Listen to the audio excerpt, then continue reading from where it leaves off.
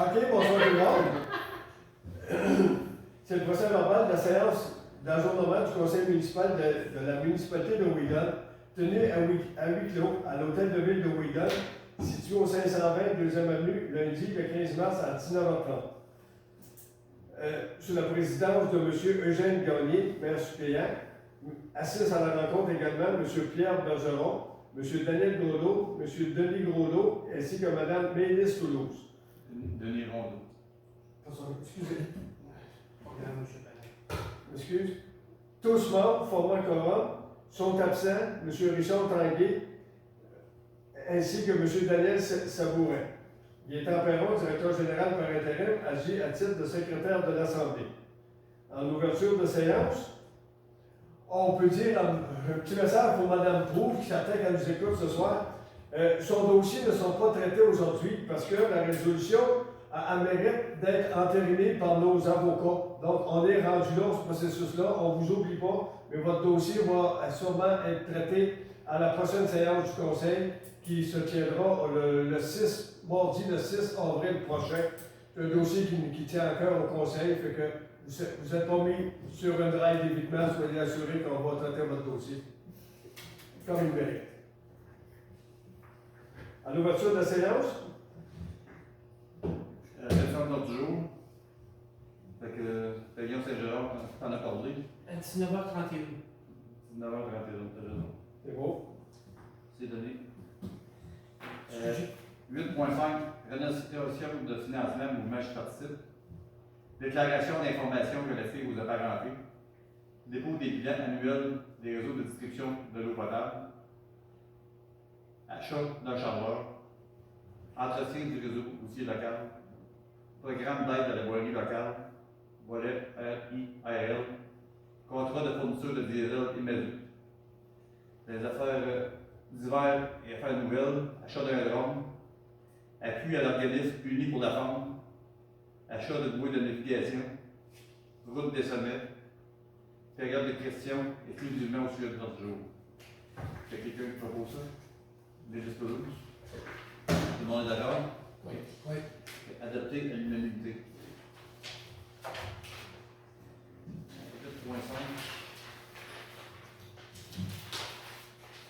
8.5. Renonciation de financement du mouvement Je participe. Considérant que le mouvement Je participe a reçu un montant de 12 500 $ grâce au programme GEST applicable à la réalisation d'un projet environnemental en 2021, qui était d'acheter des vélos électriques pour les patrouilleurs. Comme la municipalité de Ouigon n'a pas reconduit l'entente avec le mouvement Je participe, il n'y aura pas de patrouilleurs.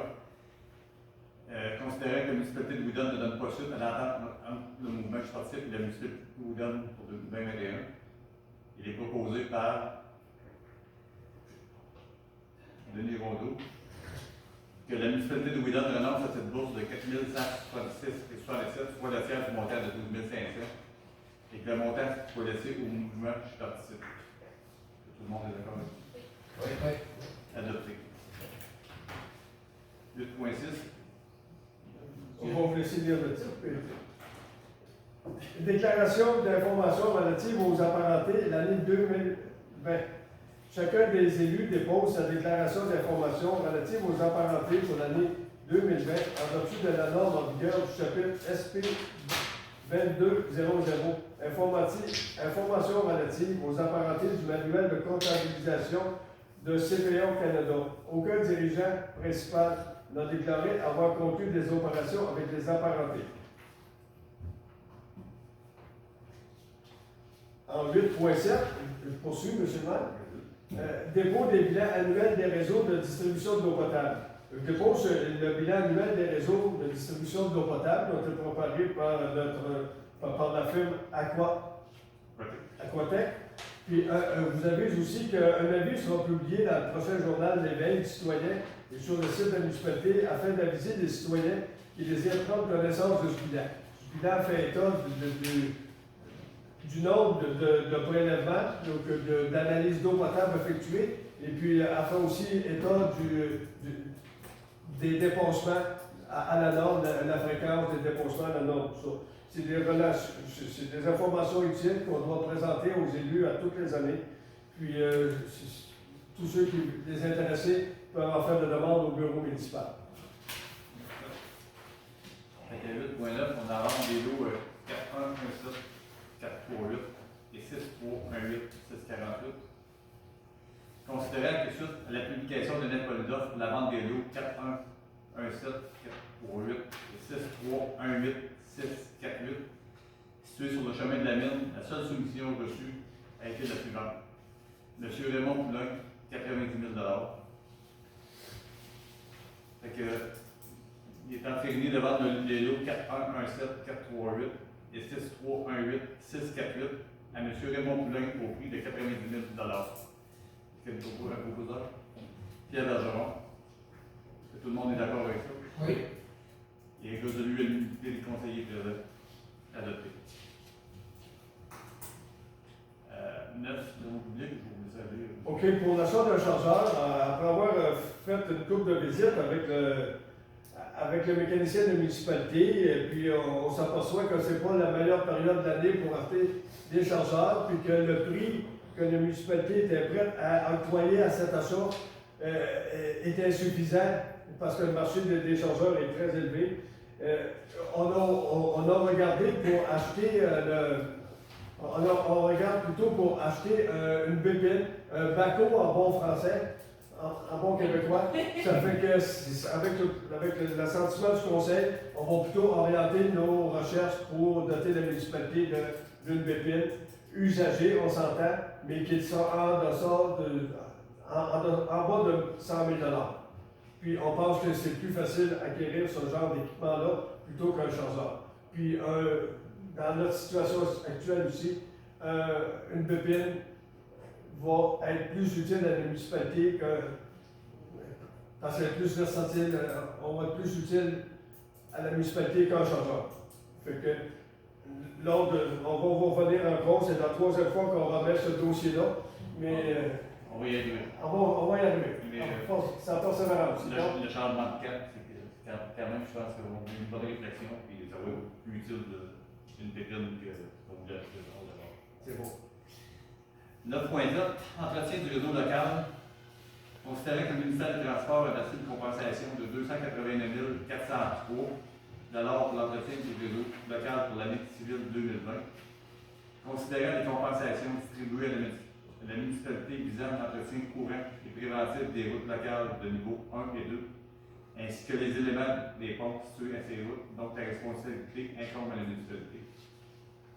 Que la municipalité de Wheeldon informe le ministère des Transports de l'utilisation des compensations visant à l'entretien courant et préventif des routes locales de niveau 1 et 2, ainsi que les éléments des ponts situés sur ces routes.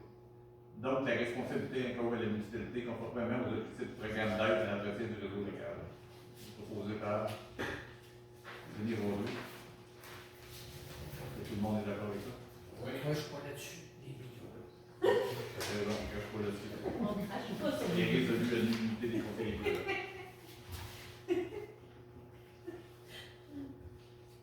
Programme d'aide à la voirie locale. Du volet RIRL. Considérant que le conseil de la municipalité de Wheeldon a pris connaissance des modalités d'application du volet redressement des infrastructures routières locales du programme d'aide à la voirie locale, considérant que les interventions visées dans la demande d'aide financière sont inscrites à l'intérieur d'un plan d'intervention pour lequel la MSC de Haut-Saint-François a obtenu un avis favorable du ministère des Transports, de la Mobilité durable et de l'électrification des transports, considérant que la municipalité de Wheeldon désire présenter une demande d'aide financière au ministère pour la réalisation des travaux admissibles dans le cadre du volet AIRL et PAVL, considérant que seuls les travaux réalisés après les dates figurant sur la lettre d'annonce sont admissibles à une aide financière, considérant que la municipalité de Wheeldon s'engage à obtenir le financement nécessaire à la réalisation de l'ensemble d'un projet incluant la part du ministère, considérant que la municipalité de Wheeldon choisit d'établir la source de calcul de l'aide financière selon l'option suivante. L'estimation détaillée du coût des travaux estimés de travaux provenant d'un plan d'intervention de 2015. En conséquence, que le conseil de la municipalité de Wheeldon autorise la présentation d'une demande d'aide financière pour les travaux admissibles, conformément à son engagement à faire réaliser les travaux selon les modalités d'application en vigueur et reconnaît qu'en cas de non-respect de celle-ci, l'aide financière sera résignée. Qui est proposé? Daniel Gros. Tout le monde est d'accord avec ça? Oui. Résolu à l'unanimité des conseillers présents. OK. Fourniture de diesel et de mazout. Considérant que la municipalité de Wheeldon a procédé à un appel d'offres sur invitation portant le numéro 2021-01 pour la fourniture de diesel et de mazout conformément aux lois en vigueur, considérant que les soumissions concernant ces appels d'offres sont ouvertes tel que précisé dans le document d'appel d'offres le 25 février 2021 à 11h05 à l'hôtel de ville de la municipalité de Wheeldon, considérant qu'une soumission déposée dans le délai requis avait été oubliée et que le tableau suivant aurait dû être présenté, la firme Pierre Chouinard et Fils, qui proposait du carburant à 99,32 cents du litre, avec un supplément de 0,6 cents durant la période d'hiver pour le traitement du carburant, et la firme oubliée, Pierre Gosselin et Associés, proposait un prix total de 97,90 cents du litre. Cependant, le supplément pour la période d'hiver de traitement était de 45 cents du litre. Considérant le prix du mazout, Pierre Chouinard et Fils, pour un prix total à 76,29 cents du litre, et Philippe Gosselin et Associés à 73,2 cents du litre. Considérant que les prix soumis par la firme Gosselin et Associés pour le supplément pour le carburant du diesel pour la période hivernale est de loin supérieur à la firme Pierre Chouinard, et en conséquence, il est proposé, résolu, que le Conseil octroie le contrat pour la fourniture de diesel et de mazout au plus bon soumissionnaire, soit à Pierre Chouinard et Fils, tel que résolu initialement par la résolution 2021-084. Proposé par. Tout le monde est d'accord avec ça? Oui. Et résolu à l'unanimité des conseillers présents. Fait que, divers et affaires nouvelles, achat d'un drone. Considérant que la MRC de Louis-Saint-François propose l'achat d'un drone avec contribution monétaire profitant aux 14 municipalités regroupées dans la MRC, considérant la formule proposée par la MRC pour l'utilisation de ce drone, considérant que la municipalité de Wheeldon souhaite se munir d'un drone et avoir accès en tout temps sans aucun frais récurrent et sans nécessiter de ressources externes pour son utilisation et la création de contenu.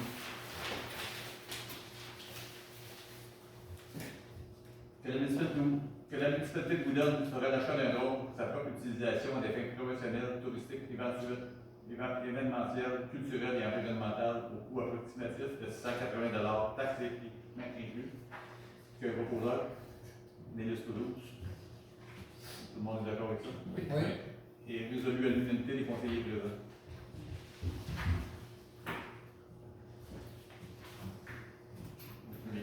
Et là, nous l'avons OK. C'est beau. Considérant que la municipalité de Wheeldon. Vous voulez dire? Non, oui. OK, c'est bon, c'est vrai. Appui l'organisme uni pour la forme. Considérant que la municipalité de Wheeldon est une destination de choix pour les amateurs de chasse au chevreuil et que cette activité est un apport économique important. Considérant que l'on constate une perte importante de la qualité des habitats fauniques, entre autres dans les aires de confinement ravage, pour l'exploitation forestière au cours des dernières décennies. Considérant qu'au Québec, le dynamisme et la qualité de notre cheptel de chevreuil sont annuellement régulés par la rigueur de nos hivers, le maintien d'habitats de qualité, la prédation par le type de prélèvement que l'on effectue par la chasse, lequel peut affecter l'équilibre des ratios mâle-femelle. Considérant certaines modalités de gestion proposées dans le nouveau plan de gestion 2020-2027 ont suscité de nombreux irritants chez les chasseurs, les professionnels de l'industrie. Considérant que l'estimation du ministère, le nombre de permis de chasse au chevreuil vendus est passé d'environ 170 000 en 2007 à 130 000 en 2019. Cette baisse de près de 26 % du nombre de chasseurs entraîne automatiquement moins de retombées économiques des régions du Québec. Considérant un des sondages réalisés par le ministère de la Faune, des Parcs et des Forêts en 2018, révélant qu'environ 72 % des chasseurs sont favorables à l'introduction de mesures réglementaires interdisant la récolte de marbre de moins de 3 points d'un côté de tonnage a été élevé. Considérant considérant que les experts et biologistes du ministère ayant travaillé sur ce projet mentionnent entre autres que cette expérimentation de la restriction de la taille légale des bois sur le cerf de Virginie aura des résultats très positifs sur la qualité de la chasse, la clientèle des chasseurs, la population de cerfs, sur le maintien d'une densité de cerfs biologiquement et socialement acceptable. Considérant que le ministère de la Faune, des Parcs et des Forêts a le pouvoir discrétionnaire selon le 3e alinéa de l'article 55 de la loi sur l'aménagement durable du territoire forestier, qui invitait à la table de gestion intégrée des ressources et du territoire personne ou tout organisme qui l'estime nécessaire. Que la municipalité de Wheeldon appuie l'organisme uni pour la faune et se joint à eux pour demander au ministère des Forêts, de la Faune et des Parcs d'étendre l'expérimentation de la restriction de la taille légale des bois et des cerfs de Virginie sur l'ensemble du territoire québécois. Qu'il soit inclus dans le plan de gestion des cerfs de Virginie 2020-2027 du MFFP d'autres mesures de gestion novatrices et adaptées aux particularités régionales. Les mesures préconisées par l'UEF sont scientifiquement démontrées qu'elles ne peuvent s'adapter aux différents types de territoires, qu'ils soient agroforestiers ou forestiers, également appliquées aux différents niveaux de population de cerfs, qu'ils soient classés comme sous-optimales, optimales ou trop élevés. Que l'organisme uni pour la faune soit dorénavant appelé à participer et à collaborer à la table de gestion intégrée des ressources du territoire. Est-ce qu'il y a un proposeur? Denis Mondeau. Tout le monde est d'accord avec ça? Oui. Il est résolu à l'unanimité des conseillers présents. La question de l'achat des bouées. Considérant que les municipalités de Direlli, Strasbourg, de Beaulac-Gardé.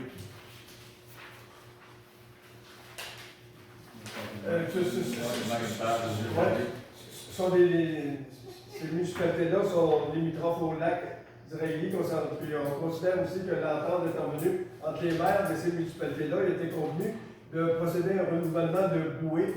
Donc, l'apport de la municipalité de Wheeldon serait de 4 000 $ pour cette année. Donc, on propose de payer cette quote-part, considérant qu'on a déjà 1 500 $ de verser à l'organisme. Il suffirait d'ajouter 2 500 $ pour acquitter notre quote-part pour l'année en cours.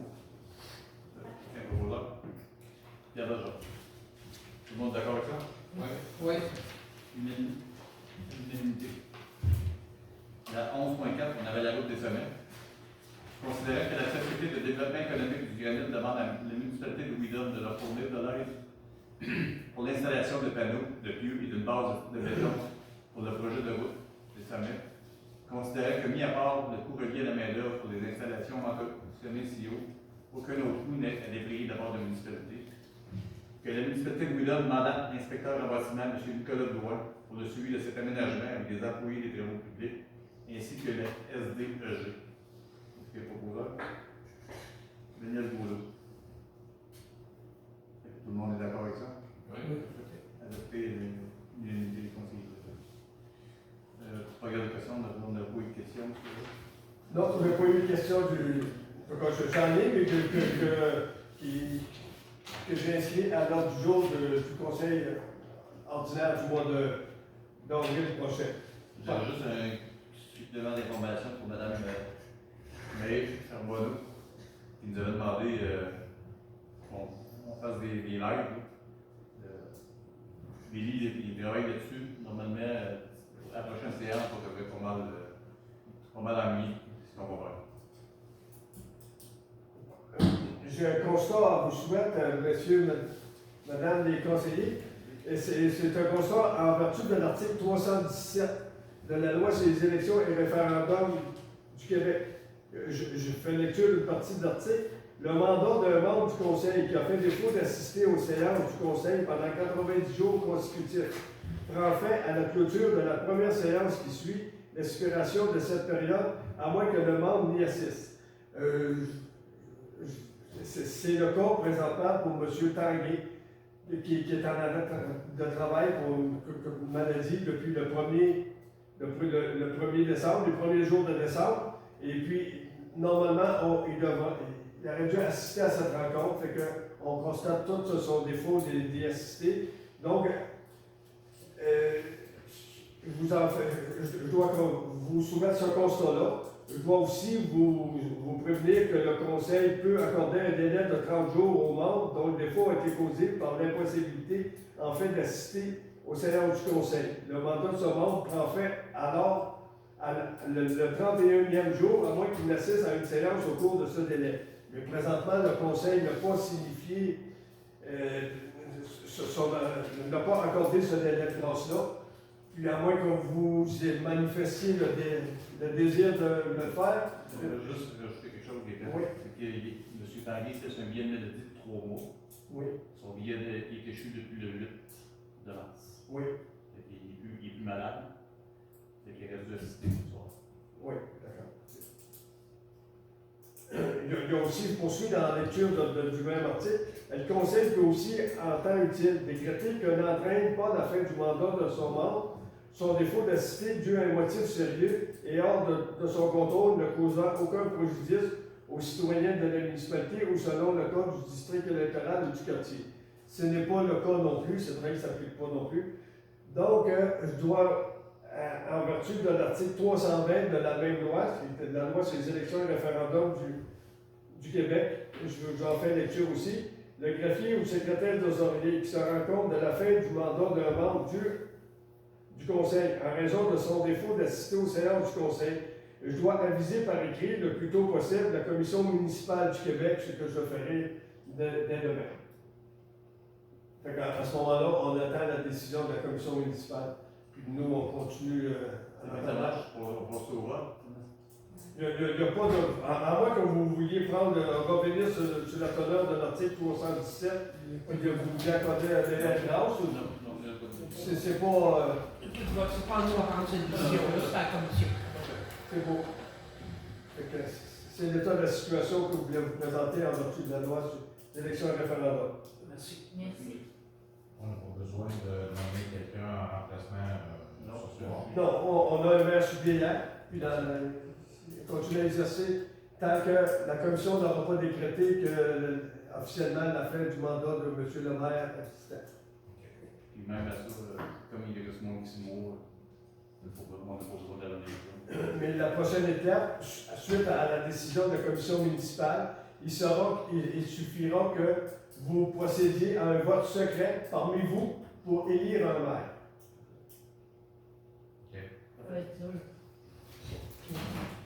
Merci du renseignement. La levée de la session? Oui, le lever de l'Assemblée, 19h53, c'est un proposal. Mélisse Pelouse. Assemblée levée.